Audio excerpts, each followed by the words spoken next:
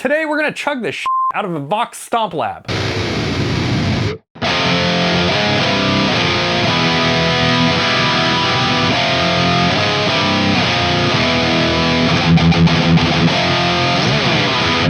All right, I don't know why, but I keep getting requests for this thing, so I bought one and I like sort of teased it on my Instagram. If you don't follow me on Instagram, follow me on Instagram. There's a link for that down in the description below, as well as all sorts of other cool things you could do to help support the channel. But back to this.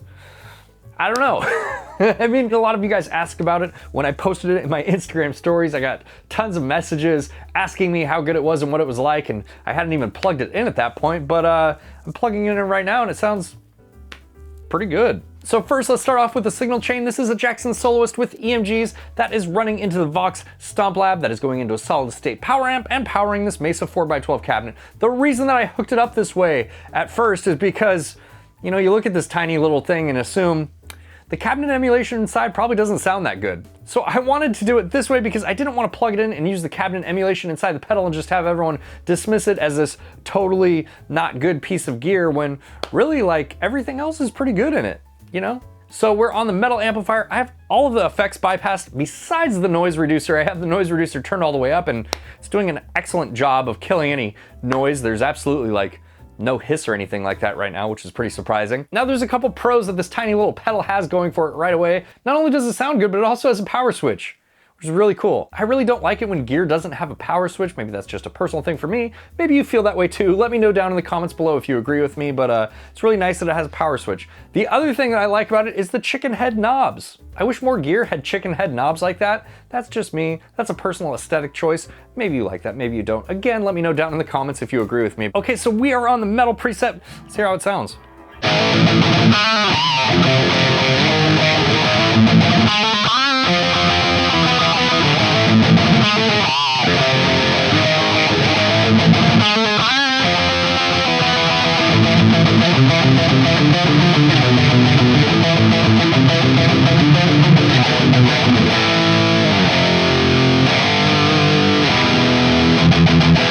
Okay, so the way this works is you have these different preset modes here that you can go to, but if you press this edit button, now you can edit the values to these parameters that are in the parentheses here. So you can see we're on delay, that is off. OF means off in this case. We're gonna go to the amp sound here, and to know what amp model you're using, even though it doesn't specifically mention what amp is being modeled, you actually have to look in the instruction manual here. So right now we are on lowercase h8, which is a US high gain 1. But maybe we want to go to a metal amp, so that would be capital H3 is US metal 1. Let's go to that amplifier.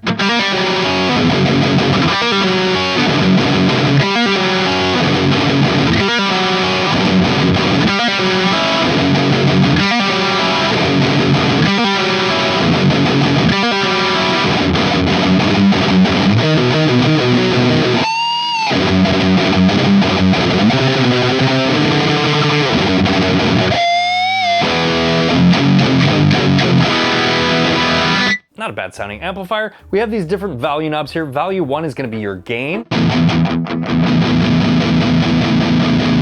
Value 2 is going to be your level.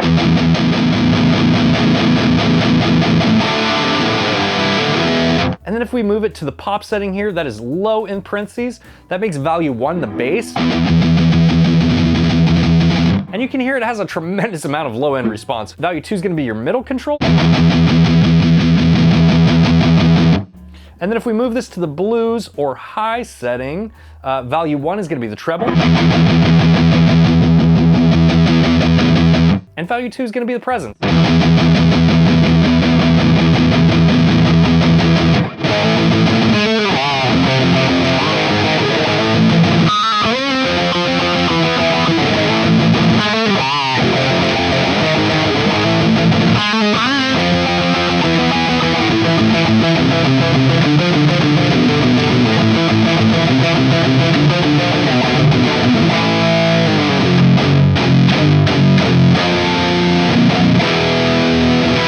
I'm really surprised because this is super inexpensive. It's like $50 or something like that. And you get a lot for what you're paying for. Now there are a bunch of effects in here, but mostly what I'm gonna be covering is the amp tone, since that seems to be what most of you are interested in. But let's check out some of these other amp models here. So that's the US metal. We already traded the US high gain. Let's go to this boutique metal, which is gonna be capital H7. So we'll go back to the amp setting here, and then we'll go up to 7.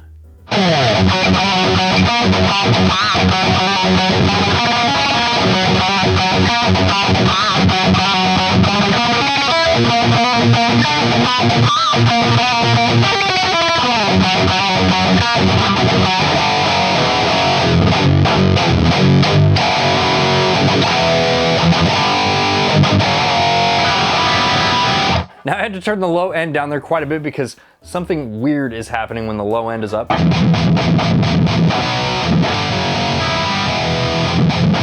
You hear this sort of like warbling, I don't know what to call it really, but there's sort of this weird like modulation happening in the low end.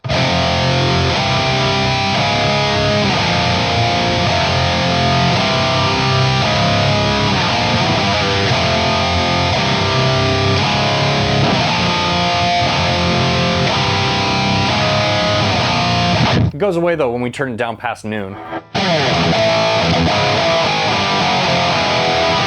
But if you like a really big low end, that might not be your amplifier. We got one more to check out here that I want to go back to, and that is UK Metal. UK Metal 1, which is going to be lowercase h4. So let's go to... Okay, UK Metal.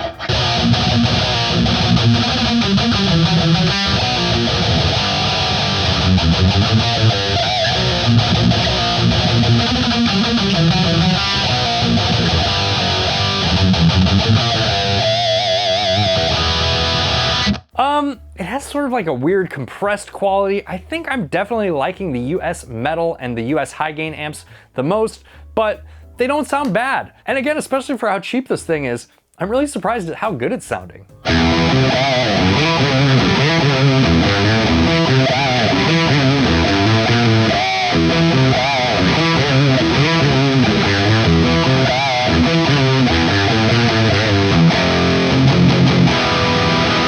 Okay, but Taylor, everything sounds good through a Mesa 4x12 cabinet. Well, I don't think that's necessarily true. Let's plug this directly into my audio interface and test out the cabinet simulation inside the Vox Stomp Lab. Okay? All right, now we're plugged directly in, and you can tell we have no cabinet emulation, so let's fix that here. Turn this guy on.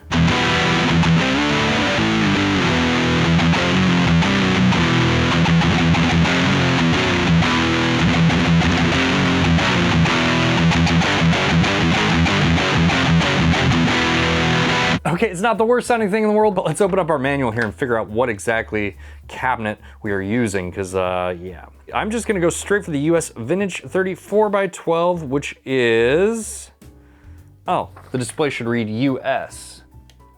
That's US, okay.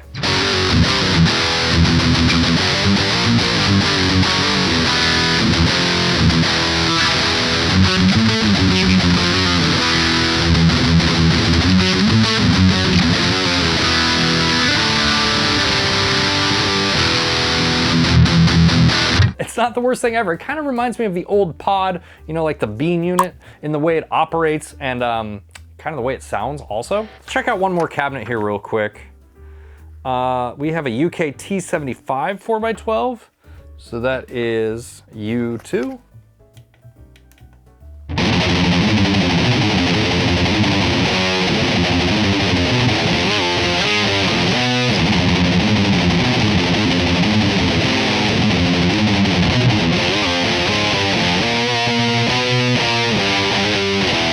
I think I like that one a little bit more, if I'm being honest here. Okay, so final thoughts here. It's definitely not the worst piece of gear that I've played.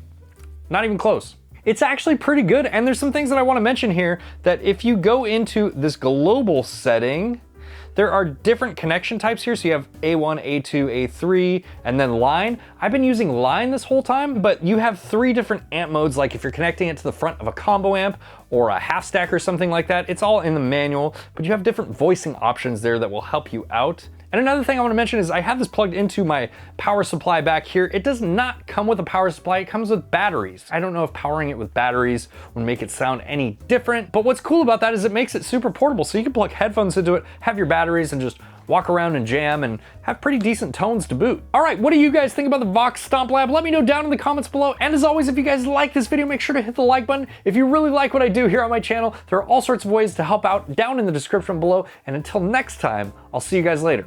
Bye, guys.